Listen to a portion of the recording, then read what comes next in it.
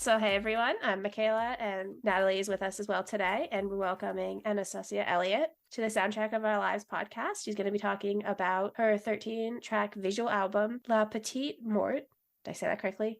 Okay, good. As correctly as I can. Okay. Yeah, her inspiration behind her music and her journey through the music industry. So, welcome. We're really glad to have you here. Thank you. Thank you so much for having me. So, a little bit about me. I'm Natalie. I work on this podcast. I didn't really introduce myself, but yeah, that's me. The first question I'd want to ask is, could you speak to the immersive experience you create for your listeners? Maybe just like how you're merging visual artistry, which I find very interesting and very profound, to your career as a singer-songwriter. Absolutely. Well, this is La Petite Mort is a 13-song visual album that's all about my plane crash and the phases of trauma and healing that I went through following the plane crash. So it kind of goes through the entire journey of catastrophic event to feeling healed again. And I actually wrote the first song for it, Crash Landing, before I was in my crash landing. So to me, it was like this giant manifestation. And I think writing something from such a place of realness and like dealing with emotions and feelings that were so much larger than anything I could comprehend, like, was a very immersive experience for me. So when I wanted to create something that really like took people on this journey and also gave kind of a roadmap for people for their own healing journey, I wanted it to feel really immersive. And even when I'm songwriting, I sometimes write music video ideas before I even write lyrics because I'm just a very visual person. So my songwriting process is usually production first, like building the whole music bed with like the feel that it's going to have, and then writing all the melodies.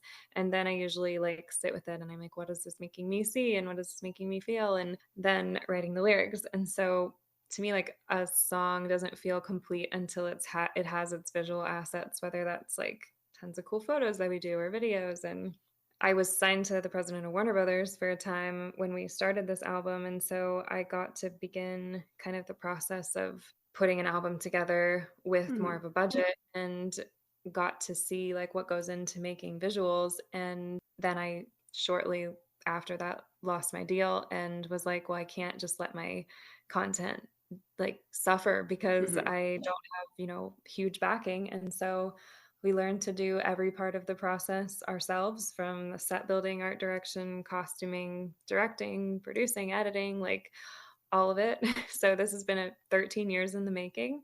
It's been a very, very long journey to get to here. And the music video making part is definitely one of my favorites. And now I direct videos for other artists, and it's a huge part of my life. Make these visuals for music.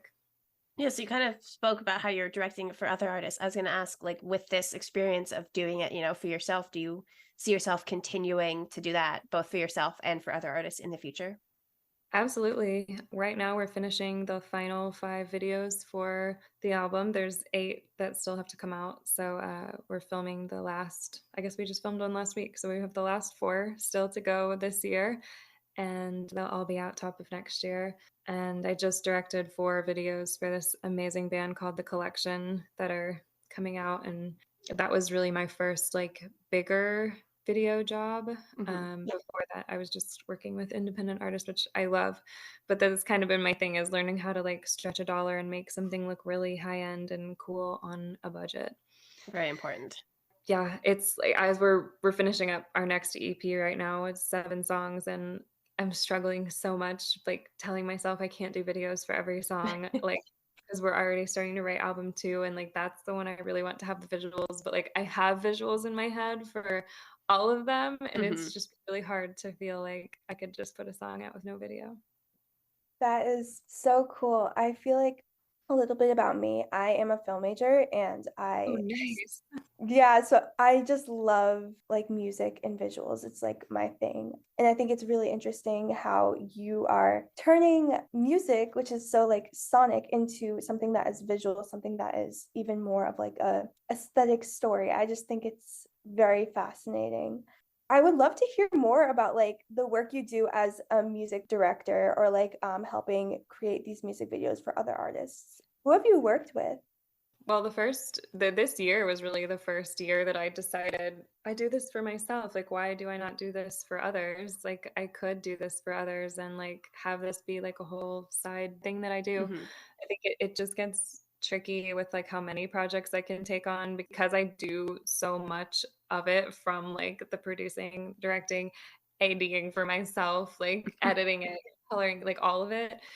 There's only so many I can take on without like my own work suffering. So this year I did one for an artist named Minerva, which was the first one I ever did for anyone else. And then this big series for the collection was the next. And that was like 2.5 months of work of filming and building. And 2 of the videos are out and 2 of them are not out yet. So those are my babies so far, and hopefully many more next year once I finish my own series. Yeah, of course. Go Man, back and forth. yeah, no, that makes sense. I have one more question that speaks to like music videos and visuals. How do you see like the collaboration process working for you? Like, do the artists you work with usually come with a really concrete, rigid idea, or do you help them with the storytelling, creative process of creating that music video? How does that usually go? It's different for each song. I have been lucky with the ones I've done, other than one. It was very like free reign, like here's the songs and like what do you see? And Mm-hmm. like the treatment I wrote wound up being the video. I was only supposed to do one for the collection for the song Medication. That was the first one to come out. And I had this door that I bought to go on my studio, like a door, and didn't fit. And so it'd been in my garage for like 5 years. And I just kept saying, like, someday this door will be perfect for something. And then when I heard this song, it like really inspired this kind of like time traveling Alice in Wonderland kind of thing, because the song's called Medication. And so I wrote this idea where he gets delivered medication in all these interesting ways, and then he goes through the door and it takes him to other places, and the door keeps popping up every time he takes medication. And so kind of like my process with videos a lot, especially when working with small budgets, is like figuring out what I have that I can use and make really, really cool before I start thinking about spending any budget. And so they loved that idea so much that they were like, will you write ideas for the rest of the album? And there was one video that he had a place in North Carolina. It's this giant puppet factory, and the puppets are like the size of houses. And he was like, I really want to film one here. It's like near my house. They'll let us use the puppets. And I kind of like, I want it to be about, being surrounded by a lot of people, but still feeling alone and like struggling to feel accepted. And then in the end, feeling accepted. And so sometimes like people will come to me with kind of like general outlines of what they want to have the video feel like, or things like that, where it's like, I have this one space I want to use, but then I got to really like get creative within that. It's kind of giving me a little sandbox, but I still Mm-hmm. get to be creative. But all the others were just like listening to the song. And it's usually, I mean, almost 100% of the time, the first idea that comes to my head is the one that happens. Like, I don't really like to force ideas or like keep thinking about them too much. It's usually like first visual is the one that was downloaded. And so if Mm-hmm. someone doesn't like it, I haven't had that happen yet, but I think if someone was like, no, I hate this, I'd probably be like, well, then you're probably gonna have to work with somebody else, because like that's what I'm called to make for your song.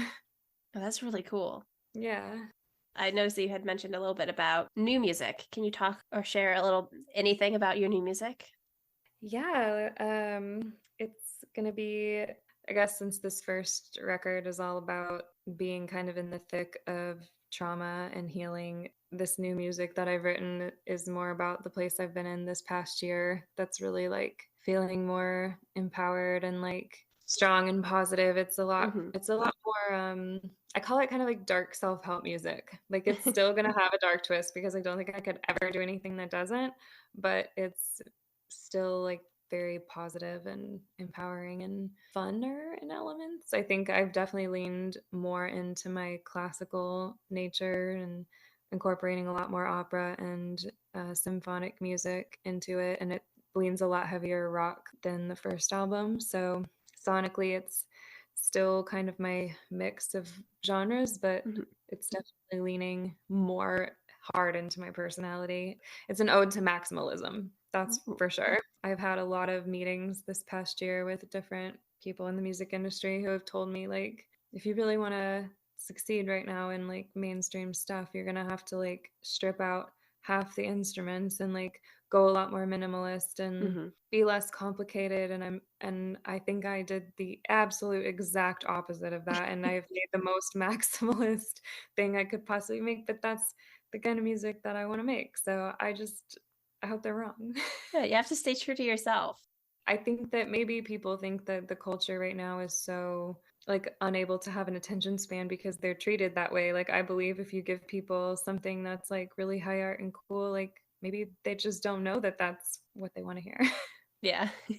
I feel like with a lot of like the mainstream music discourse, a lot of people have this mindset where they're like, I'll believe it when I see it. So like a lot of people are very rigid with genres and what can be done. And then we have musicians coming out with like jazz albums, like pop jazz or like punk folk music. And it's just like, unfortunately, there's this mindset that you can only see with like one linear kind of route, but I find that to be so untrue sometimes, and you just really have to experiment and see for yourself. It's definitely untrue. And I think like forever I heard, like rock is dead, like there's no female rock, blah, blah, blah. And that's why I was like, okay, well, I'm making a rock album. And then I made a rock album and now it's like rock's coming back. And like, but if you look at like rock music and especially like more dramatic, like glam rock type music, like people like Ghost and The Darkness and stuff, like there's a lot of cool male fronted rock acts that are like that, but there's not a lot of females in that space. And so my hope is as we're moving into this new era of us to kind of start filling that lane as the dramatic operatic female rock artist that makes cool visuals. It's just really hard to convince the business people that it's viable, I think, and that's what we're working to prove. Like all the best ideas are hard to convince people that they work until they've worked. Yeah, it's absolutely true. Gotta go to the people first. So yeah, we're working on those 7 songs, and then we're working on an even more ambitious concept album for album 2 that'll be like, the goal is to get these 7 out so that they can like be coming out while we're in the hole writing this huge concept album that we're working on. That's very cool. Yeah. I do have a question about, you have this like rock operatic theme, which I find so interesting because I grew up listening to like I don't have such a huge background in it, but I grew up listening to like Queen and like Bohemian Rhapsody and stuff like that, like so many other people. And I always felt so moved by rock and opera as some kind of like combination, just something about it, the emotionally like intense aspects of rock music combined with like opera, which is also such like an emotionally intense genre, just in a very different way, made me feel so empowered for some reason. I would just love to know more about your history with operatic music, symphonic music, and like rock, and what you maybe like grew up listening to and how that has or has not influenced what you're making today. Yeah, I started learning how to play classical piano when I was like 4 years old, and started opera training when I was 9.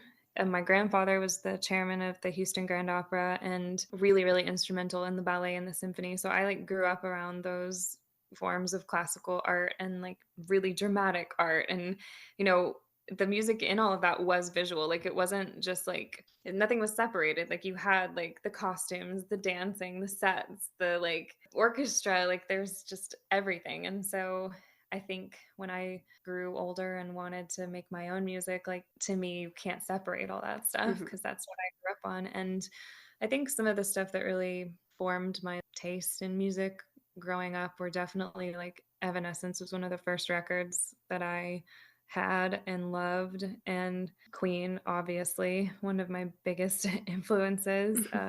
David Bowie, Annie Lennox, Pat Benatar, like all these really strong female vocals. Because back in the 80s, like they were not afraid to sing and show off their vibrato, and like maximalism definitely was the trend. So I love all those big, powerful female vocals. I don't really listen to a lot of current music, not much.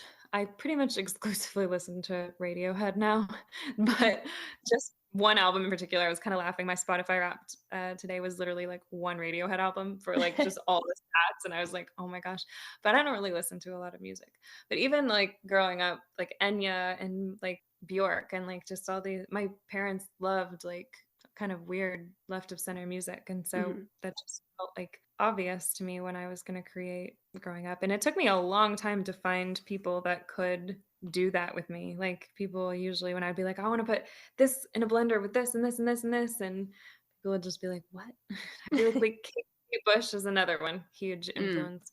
I literally have always my whole life wanted to cover Running Up the Hill, and I was so angry when that song went viral, and I was like, and everyone's like, if I did it and now it would just be like, oh yeah, just a Stranger Things song, and I'm like, it's literally been like one of my favorite songs of my whole life. So give it a couple years. Then you can do it. Wait a little bit. But even Susie and the Banshees, like there's just so many like really cool females back then, and I think that music now has lost a little bit of its art. So definitely. That's fair to say. Yeah, I hope I answered your question. I feel like I went off on a little bit of a tangent, but yeah, you answered. You were great. Up, definitely. And I was also going to ask you about your Spotify Wraps, and so it came out today. So yeah, great job. Radiohead in rainbows, just like the whole thing is just in rainbows. I don't listen to a lot of music when I'm in a writing phase. I honestly forget that listening to music is even a thing, which is really silly to say as a musician, but I think because I'm always doing music and thinking about music, it's not like what I always reach for relaxation. I'm more of like a reader, and like I also don't like my writing to be that influenced by other things. So that's why I'll pick something that's like very, very different than what I do in like a Radiohead album. I like things that really like are calming to my brain, kind of like fight the hyperactivity that's in there. So yeah, I've just been on a Radiohead kick. I'm that person that where like one album will be like the album for a bit, and then I'll get like another one and be like, okay, this is now what I listen to. I had like 2 years where I think all I listened to was Coldplay. Love like, Coldplay. Oh. Men that make chill music seems to be like, yeah, that was my Spotify Wrapped. It was really cool though. This year was the first year that I was on a lot of people's like top fives, and I was just, I don't know, that just was really exciting, especially like, I mean, 13 years I've made this first record, and I was like, you know, I'm releasing this completely independently, and I don't have this backing, and will people find it? And you just never know. And it's been really cool to see how people have attached to it and how it's spread, and it was neat to see that today. So what kind of feedback have you received on the album from the fans? I just have to say that every single review pretty much across the board has said masterpiece, and so I'm owning that word. I'm owning 13 years of my life. I get to own that word. Yes, 100%. It's really fun for me to see what people's favorite songs are, because I think the album is so different throughout its journey with how it feels. Like there's some songs that definitely lean more pop and some that are darker, and I love kind of hearing what people are drawn to and then kind of hearing what's going on in their lives, and it always has some kind of correlation. Even in business, like when someone wants to work with me, I'll always ask them what their favorite song on my album is, because it tells me who I'll work well with and who I won't, like and what they're looking for and what's important to them. So yeah, I love getting messages though about how, you know, once anyone feels like really seen or yeah, like seen by a song, or they really feel like a song helps them, it's definitely the coolest thing in the world. I bet, yeah. I have a question. Speaking of like favorite songs on the album, I really love Lion's Den, and I really love especially like the message in the song, which spoke to a lot about your the trauma you endured. And I just think that the conception of the song is kind of genius, focusing so much on anger and how we have these different kinds of responses to trauma and what we want to like exert and let out. Can you speak a little bit more on that? Just like the interplays of anger, trauma, and just like emotional outpour in general. Absolutely. Yeah, Lion's Den is one of my personal favorites on the record. I actually just finished the music video for it, and it's one of my favorites we've done so far. Very exciting. And, yes, I'm like a crazy ringmaster in that one. Ringmaster Lioness. And yeah, this song is all about kind of confronting anger and using it to be like a more powerful thing for you. I think after my plane crash, I like wanted to be angry. Like I was so like, I was 18 years old and I had like no clue what to do with all those feelings. And I grew up in a family that was very like not emotionally intelligent. And I didn't have like any of the tools to process something that was that catastrophic. And I remember like spending a lot of time like trying to make myself feel angry because I didn't want to feel like sad. I was like looking for like power in like trying to feel mad. Mm-hmm. And I think growing up, I mean, the past, 13 years that I've made this record and being around people that struggle with anger and stuff, like, I don't think that it's a very intelligent emotion. It's usually like the armor that's on the outside where all these other things are hiding underneath. And through a lot of therapy and stuff, I learned more healthy ways of being emotionally intelligent and handling things in a more calm manner and being able to like disarm people's anger as a way more powerful weapon than just rushing in like a bull in the china shop. It's just not an emotion that I feel often or can like identify very easily. Maybe someday. I think that's so interesting. Like, not to get to psychology, but my sister is a psychologist and she speaks to me all the time. I know, I find it so great because I could never do it myself, but to have a sister who's always sharing all of these like insightful tips on mental health and psychology, I'm just like, I feel so blessed. And she always Mhm. tells me that anger is a secondary emotion and that Mhm. usually most of the time there is something underneath that. And I think to write a song about that and to channel your emotions into such an artistic platform is just phenomenal and something I Yes. really do admire. So yeah, Lion's Den, I have to say, is probably my favorite Mine track. too. Yeah, Great. Oh, all my people. Me too. I think, absolutely. I mean, my favorite definitely has changes whether, I'm doing it live or whatever, it always shifts, but it's definitely always a favorite. It's the one I start my show with currently. I also like, I think that bridge is one of my favorites. The really high operatic part is Mhm. absolutely one of my favorite things to do live. And the music video is the first one that I directed and edited and produced completely by myself. So It's I'm really exciting. excited to get that one out. I've been toying with like whether I want to save all 8 videos to do like for a week for 2 weeks where it's just like here's the final installment, here's all the videos, or if I'm gonna do like one a week. We'll see. Yeah, that's a hard choice. Is. Yeah, so going a little bit off of kind of just, emotions and dealing with the trauma, do you have any advice for somebody who has gone through that trauma now that it's been, what'd you say, 13 or so years since you experienced that? Like, what advice would you have for somebody who has kind of recently experienced that and is working through those emotions?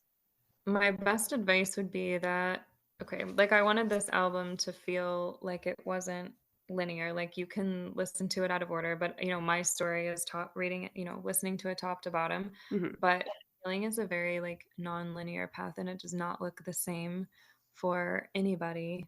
But I think that it's really important to not ever like strive to just be healed. Like I don't think there's ever a point that we reach where it's like, oh, I'm better and I'm healed and I'm Mm-hmm. done with that. I think the important thing is like being comfortable in the darkness, becoming friends with it and really integrating it into who you are. I think that's where I found like the most peace with everything that had happened to me, like making this album and like taking all of that like darkness and craziness and like turning it into something gold and like making art out of it and using it to like inspire something positive in my life that hopefully then inspires other people. And I think that we're given things in life that are meant to bring us to our purpose and make connections with people. And I think when you don't alchemize that, it's like wasted Mm-hmm. opportunity. So I say, like, if you are struggling with something that's kind of taking you to the dark places, like, make something and create. Like, I think that's how we're supposed to move energy through our bodies. And I think a lot of people don't see themselves as creative. Like, even if Mhm. you know, that doesn't mean like you're going to make an album and put it out on Spotify. That can mean like doodling, in your work journal or whatever. Like, I just think not enough people use creativity as a healing tool. And I think art therapy and like play is one of the best ways that you can really pull yourself through some dark times and learn more about yourself. I think it's all about learning. So Yeah. that's my best advice, is to create and make something, even if it's just for yourself, with whatever that darkness is, and make it worth something. Yeah, that's beautiful advice. I guess I've neglected a lot Petite Mort, which I don't know if I'm saying right. I have like no sense of accents or anything, but Me it's a cool name. I'm trying to guess what it means. Small death. neither. It means the little death, and in French, it means orgasm, and it means the brief loss of consciousness. So those are the three definitions: the little death, orgasm, and the brief loss of consciousness. And those are all the themes that the album takes you through. So cool. Yeah, I'd love for you to speak more on the album. Like, what can new listeners expect from the album? Well, I made it to be listened to top to bottom, kind of like a put your headphones on and experience the 45-minute ride. But I know that's sometimes a lot to ask for someone to give that much time. So it can be listened to however.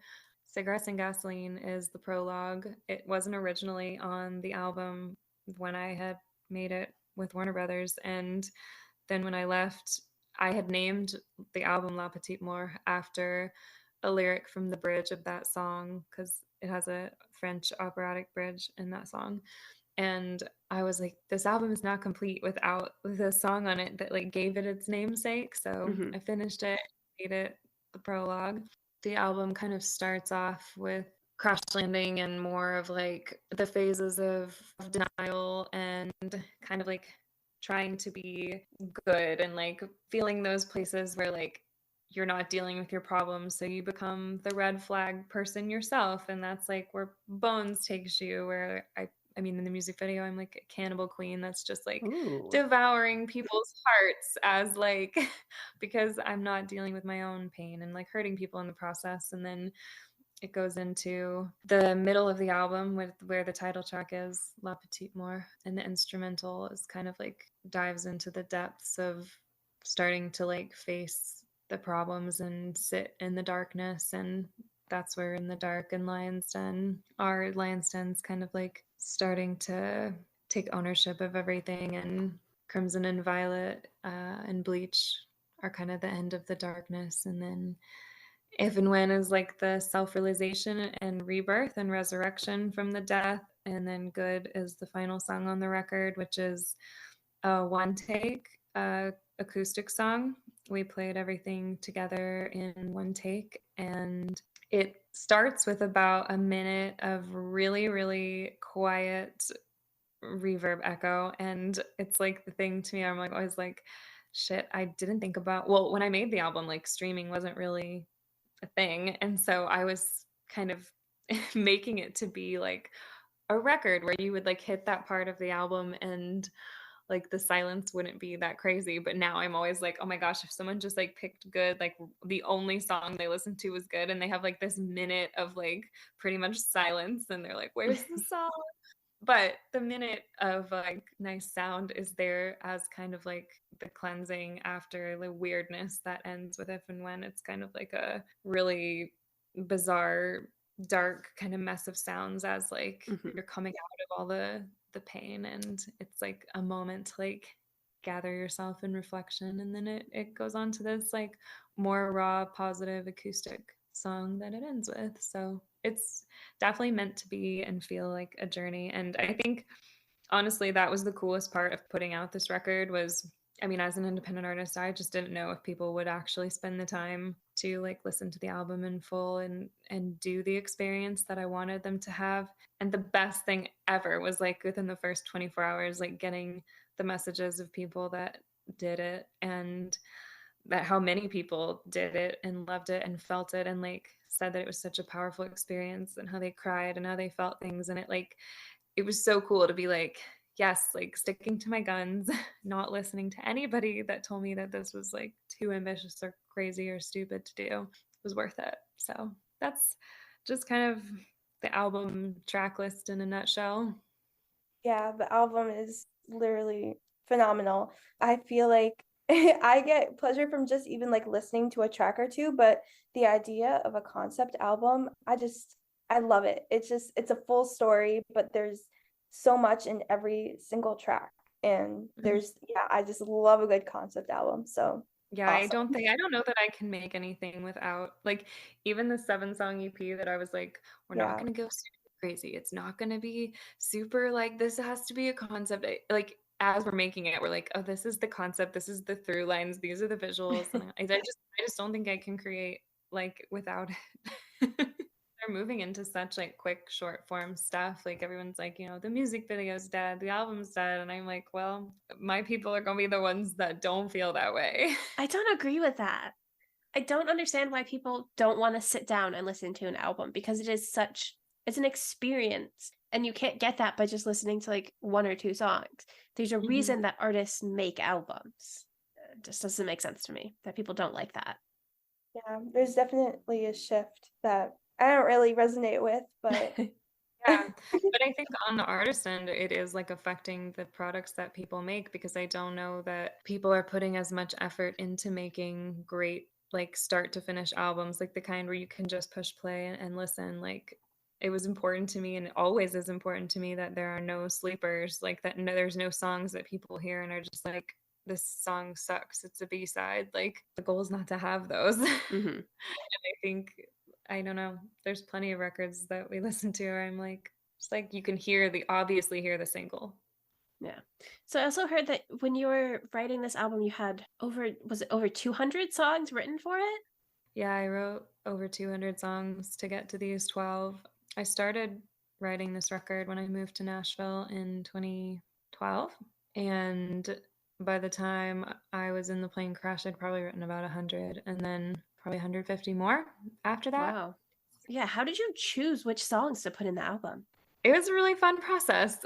I had like a very small group of people very different people. Like I wanted like equal balance of like young and old and male and female and just like different people. And I sent them probably my own whittled down 50 and just was like, listen to these and like write me your top 10.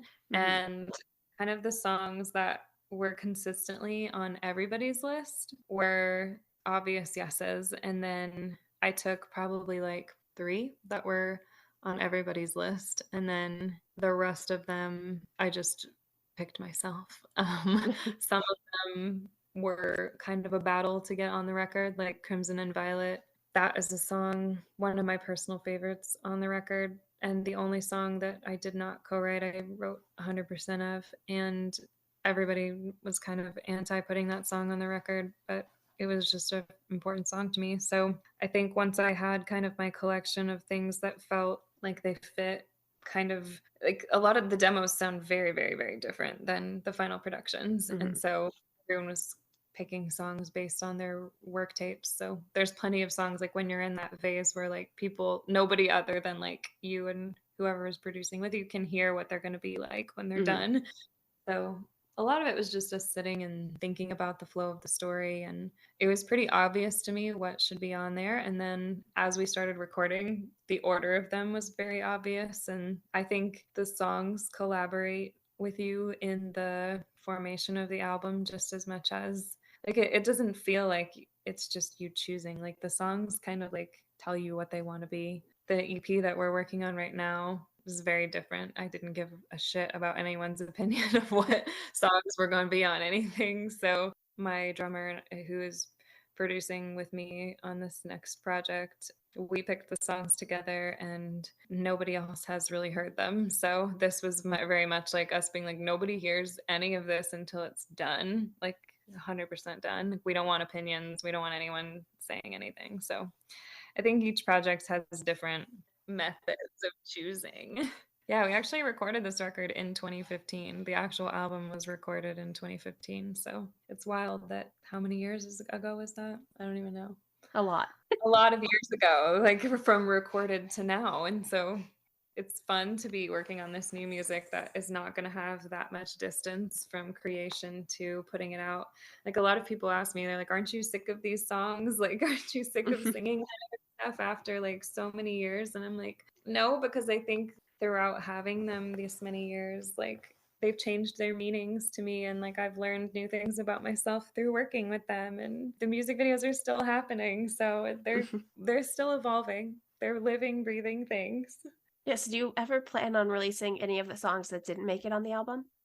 That's such a hard question because I think there are so many good ones in my back catalog that make me so sad that they're just sitting on hard drives, like not seeing the light of day at all. But I'm writing so much new music that's so me now that it's really hard for me to look back at the old ones and think that I would prioritize them over what I'm currently making. Like, I'll never say never, but I'm just writing some of my favorite stuff I've made now. So there's one song though that keeps kind of like they're like little toddlers and they'll be like, pay attention to me, pay attention to me. There's one song that I will go back to a lot. So maybe someday that will be it. I really like my hope is to join a great sync company and to be able to finish them for sync purposes and also maybe even pitching some of them to other artists because when I first moved here to Nashville, I started co-writing with like really big country writers, and that was how I really learned to write. And so I have like a really random catalog of country music, and I would love to pitch those songs to other So people. would we ever get a country album from you? So for April Fool's this past year, I posted a picture of me with my brown hair from when I was like 15 years old, and it looked like a country album cover. And I wrote in there like, "Purple is out. We're now the brown colt," and like this is the cover for my new country project. And it got like over 100 comments of people being like, "Oh my God, this is amazing. I can't wait to hear this." And I was like, really? Like this is a total joke. And so like the responses were like so mixed. Like people were so excited about it. And then I would like run into people in town and they'd be like, "Oh my God, your hair's back to purple." And I was like, "Idiots. Like it was never brown. Like that was a joke. It was a joke." But because of that, I'm like, maybe someday. Like I don't know. I just don't ever want to put myself in a box to say I would never do something. Like I am from Texas and I live in Nashville. Like the thought of me a country song is not that far-fetched, but it would be like old school country. It wouldn't be like the new pop country. Like it would feel like old country. Maybe. Why not? Just to prove I can do it. Yeah. It's a good reason to do things.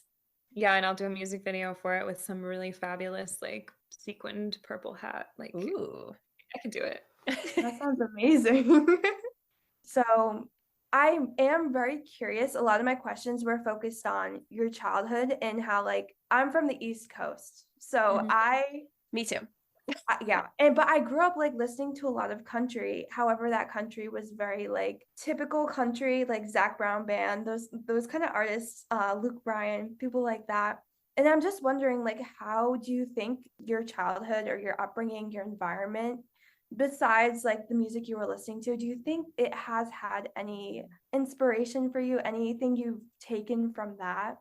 I would say my childhood inspiration is definitely centered around the 80s. I mean, my dad's love for the 80s, like that's absolutely where my whole upbringing comes from.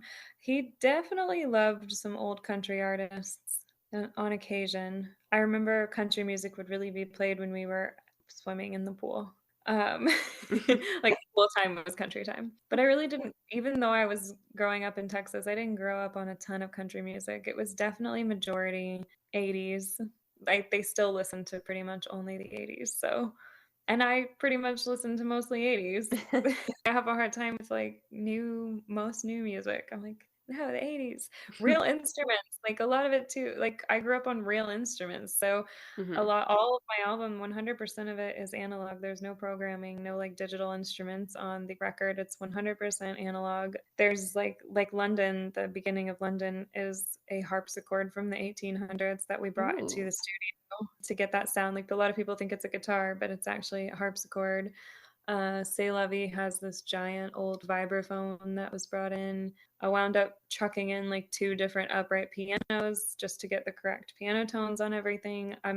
Even though I'm a classical pianist, I play upright pianos more than grands. There's like Lion's Den was a grand, and If and When is the grand, but the rest of them are all uprights. And we recorded the album in 2 different studios. One that was a lot more, it was an old record pressing plant, and it was a lot more rough around the edges. And by the end of the 3 days we were there, we were supposed to be there longer, but my engineer was so annoyed with how everything was wired, we wound up moving over to the like more new studio. So Masquerade, If and When, and In the Dark were recorded at the kind of janky studio, and then the others were all done at the nicer place. But I think growing up on 80s music and classical music, like I can hear a very distinct difference between real music and the way that real instruments feel versus programmed. The new music we're making now is a blend.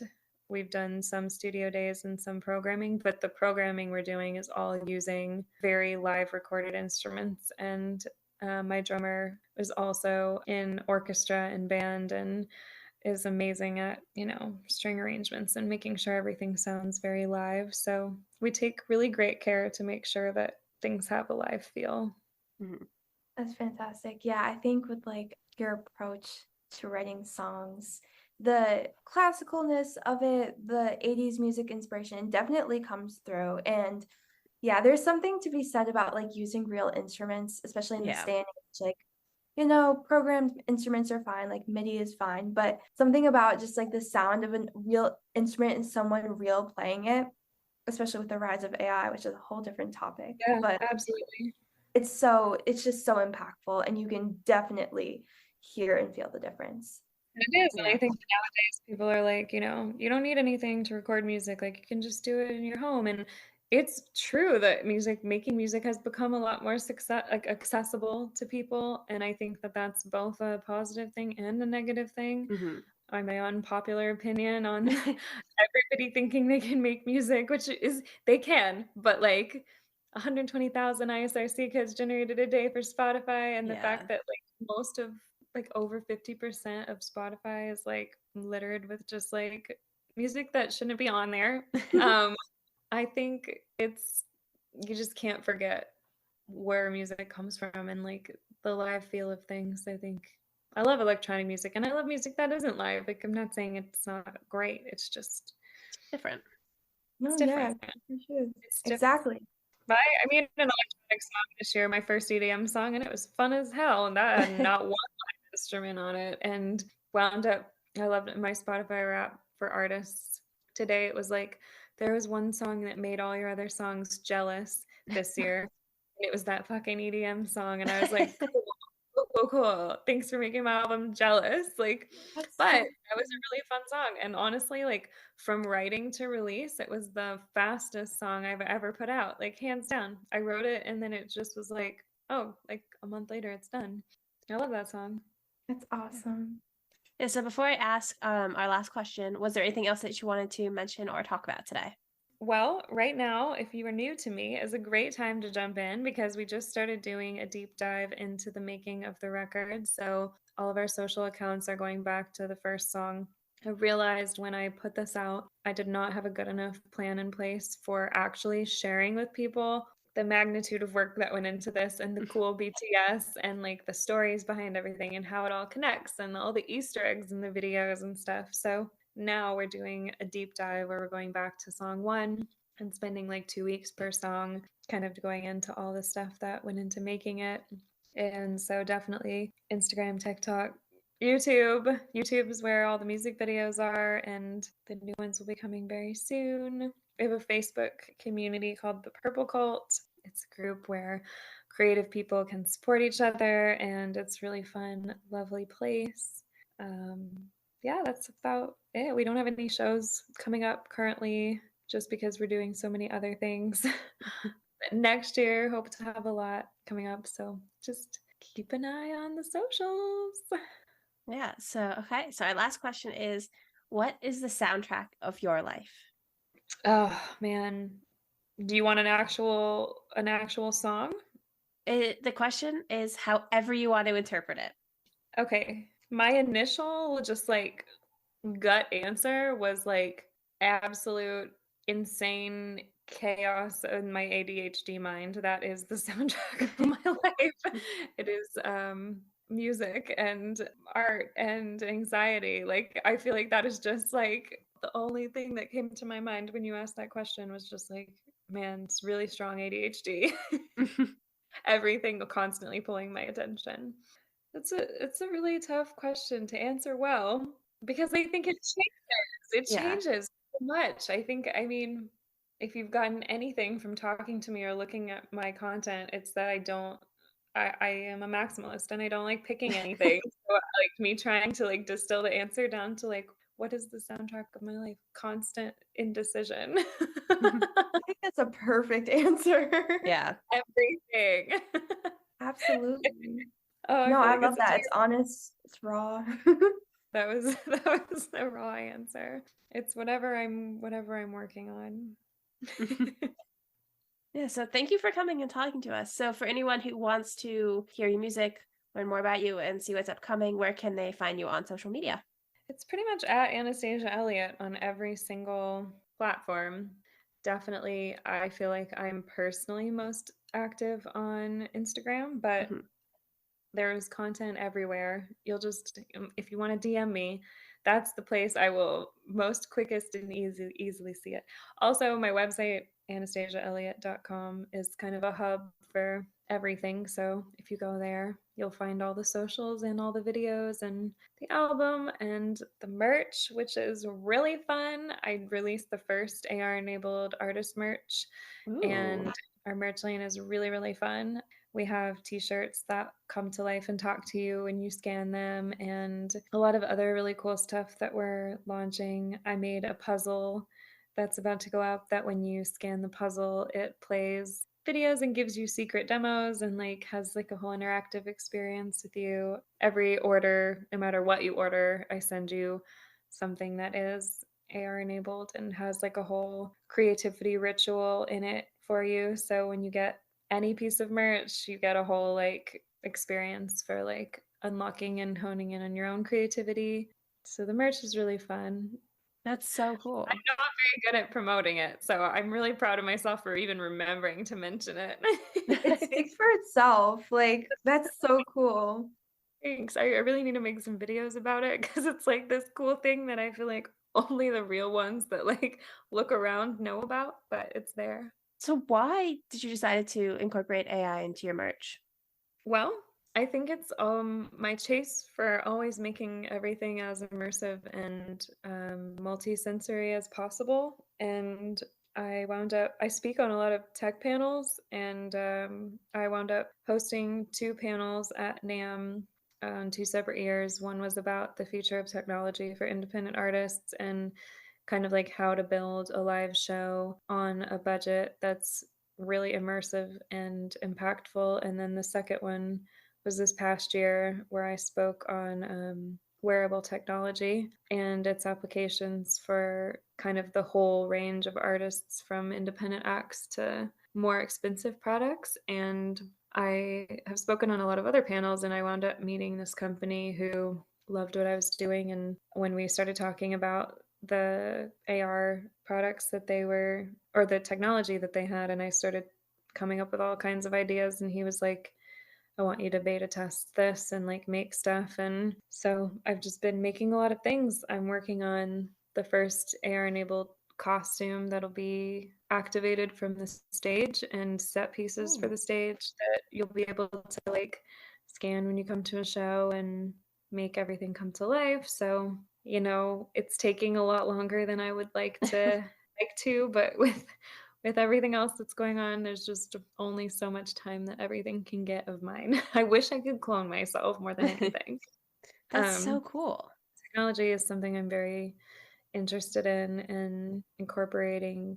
I think AI is super fascinating, different than AR, but AI, the friend I'm actually going to, who's his wedding Mhm. this weekend in Guatemala, he does like AI music, and he models like entire neural networks after artists, and he's like really in the AI field, and we have like arguments all the time about like AI and artists and like but AR I think is a very cool thing with lots of possibility, and I'm always looking for interesting ways to incorporate tech. Where I'm hopefully this year going to be starting a podcast that's going to be technology based, kind of like going into all kinds of areas of tech and how it can be incorporated into music. So That's so cool. just an area of fascinating things to play with. Yeah. And I am a grandma when it comes to tech. Like, I am not good at technology. I can hardly use my phone. So the fact that tech has somehow become like such a huge part of everything for me is really hilarious. Like, I don't code it though. Like, I just get to come up with the creative parts, and then I'm like, great. I found my lane in tech, because a lot of the tech people don't feel that creative, Yeah. and I'm like, I can't do tech, so we make perfect match. That's so cool. Yeah. Yeah, it's like one of those things, if you don't start incorporating it, you're going to kind of like fall behind eventually. Yeah, there's a great space for AI in artistry. You just have to not lean on it too much or let it take over and take away the human aspect of it. Like, I use AI a lot to like cut down on tasks and help me out with things that are not things that I want to be doing, so that I can spend more time being creative. But I think when you outsource the like creative human part, that's where it's not good. Yeah, it's a delicate balance. We should be using it to free ourselves up to be more creative, not let the computer have all the fun. So true. Yeah, so thank you so much for coming and talking to us today, and have fun in Guatemala. Thank you for having me. Enjoy that pizza. Yeah, I'm excited to see pictures of that. I will, and I'm vegan, and I'm about to throw down on all of that cheese. Like, he was like, "What do you want on your pizza?" I was like, "However you make it the best, like whatever that means." Fantastic. I feel like there's certain things where you have to try it no matter what, you know? Yes, absolutely. When traveling, it goes out the window. So fair. Have a safe travels to Guatemala. So yeah.